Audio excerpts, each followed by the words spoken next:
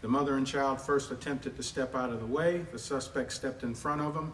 So they stepped the opposite way. The suspect does the same thing. She steps in front of them again, at which time the suspect attempted to grab the child or tried to separate the hands of the mother and child, where a short struggle ensues. The child falls to the ground, and then the suspect walks away from there.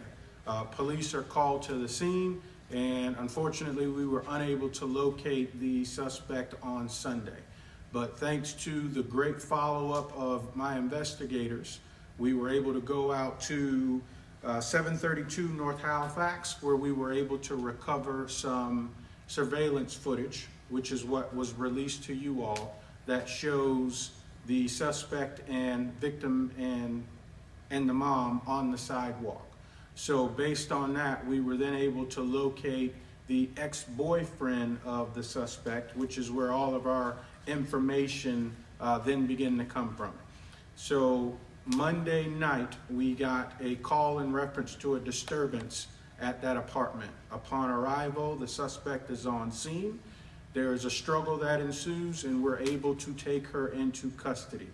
During that struggle, she was tacked on another charge of battery LEO, where she kicked one of the arresting officers. So she already had a warrant for violation of pretrial release in reference to domestic battery and a violation of an injunction. So she was transported out to the jail on those charges. We then coordinated with the SAO, and after speaking with her at the branch jail, she was charged with attempted kidnapping and felony battery. So upon speaking with her, she admitted to her actions. She is a military veteran, and she has a history of mental illness. She actually has a child herself that's been taken from her. She lost custody of her child, and she admitted that she was depressed as a result of it being Mother's Day. So seeing this mom and daughter walking together, that made her very jealous. So it was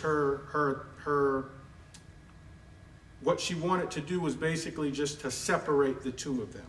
She said she really had no intent on kidnapping the child, but she was very upset by seeing that mother and daughter walking together. That triggered something inside of her to where she wanted to separate the two of them. So she fully admitted to all of that. There was a lot that I was seeing and hearing about possible human trafficking based on the investigation. This had nothing to do with any form of human trafficking. We're dealing with a mentally ill suspect who is now in custody. So I don't stand here and make any excuses for her actions, but her history is what it is. So that's where we are at this point in time. Any questions? So she retired from the military? I don't know how she was discharged, if it was honorably discharged, if she was, kicked out. I don't know. I don't have that information, but I do know at one time she was in the military. And with the ex-boyfriend in the report, it wasn't entirely clear if they were still together or not, so they've now... No, so there is a injunction, so they're not supposed to be together, but he admitted that she does come by at some point to pick up clothes. So he knew there was a good chance she would show up there Monday night, and when she did, he called us.